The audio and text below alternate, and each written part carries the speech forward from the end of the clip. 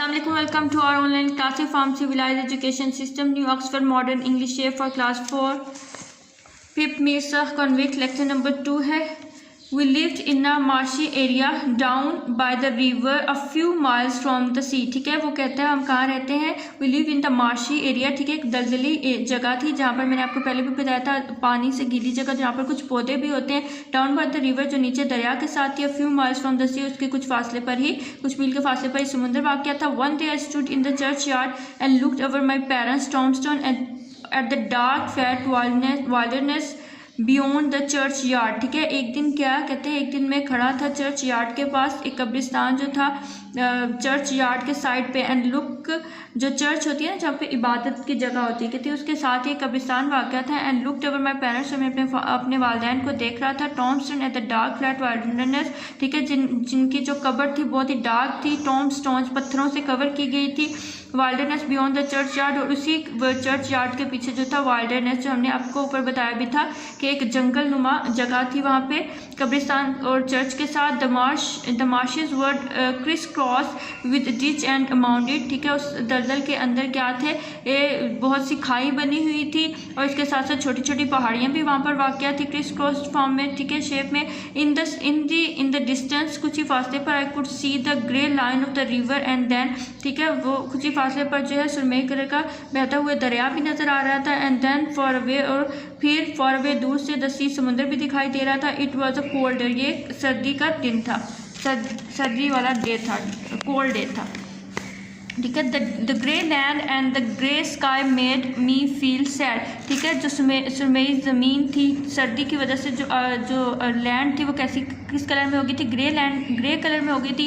And the grey sky, और आसमान भी ग्रे शेड में नज़र आ रहा था। मेड फील मी सैड, तो उसे क्या हुआ, बहुत उदासी महसूस हुई। I suddenly realise that I was an orphan and I began to cry. अचानक से मुझे एहसास हुआ कि मैं एक यतीम था। And I began to cry, मैंने रोना शुरू कर दिया। होल्ड योर नाइस, मैंने यानी कि अपने आवाज़ पर कंट्रोल किया। क्राइड अ टेरिबल वॉइस, मुझे खौफनाक आवाज़ सुनाई दी। It came from a man who had just stepped out from behind a gravestone. ठीक है, तो मुझे अपने पीछे एक स्टेप पीछे एक आदमी दिखाई दिया, फ्रॉम बिहाइंड अ ग्रेवस्टोन, जो कि कब्र के जो पत्थर हैं उनके पीछे खड़ा था। कीप स्टिल, ठहरे रहो। Oh I will cut your throat, अगर तुम हिले तो मैं तुम्हारा गला काट दूंगा। दिस मैन वॉज फ्राइटनिंग, ये आदमी बहुत खौफजदा दिखाई दे रहा था। He was dressed in rough grey clothes and he had big iron chain on his leg. ठीक है, उसने कैसा लिबास पहना हुआ था, वो ग्रे कलर का लिबास पहना हुआ था जो कि बहुत ही रफ था, तो इसके पाँव में चेन थी, जो जिसको बेड़ियाँ भी कहा जाता है। ठीक है, लोहे की। यहाँ ये आपको पिक्चर में नज़र भी आएगा। ठीक है, पहले पिक्चर में आपको दिखाया था जिसमें लड़का खड़ा है बॉय अपने वालिदैन की कब्र के पास। अब ये जो है, ये प्रिजनर जो चोर है, कहीं जगह से भागा हुआ है, उसके पाँव में चेन भी बंधी हुई है, आयरन चेन है, और ये यहाँ को इसको थॉट से गले से पकड़ता है और उसे कहता है कि हिलना मत, नहीं तो मैं तुम्हें मार दूंगा।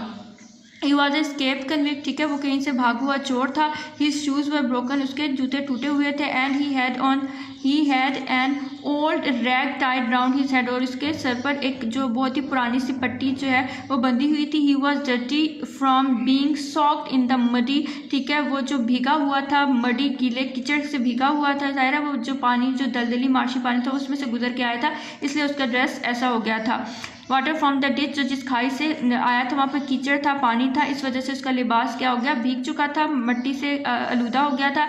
ही was covered in scratched from nettles and stone. ठीक है, उसकी बॉडी पर स्क्रैच निशान पड़े हुए थे, निटल्स कांटेदार जो और जो पत्थर थे उनकी वजह से उसकी बॉडी पर निशान पड़े हुए थे। ही लिम्प्ड, और वो लंगड़ा कर चल रहा था, लंगड़ा के खड़ा हुआ था। एंड शिवर्ड, और वो कांप रहा था। एंड गैरड, और वो नज़र जमा कर उसको देख रहा था। एंड ग्रल्ड, और वो गुर्रा रहा था, यानी कि वो एकदम से उस पर चिल्लाया था, उसके गले को पकड़ के कि बोलना मत, नहीं तो मैं तुम्हें मार दूंगा। His teeth chattered in his head as he seized me by the chin। ठीक है, उसने अपने दांत चबाए और मुझे मेरी चिन से पकड़कर जो है घुराया।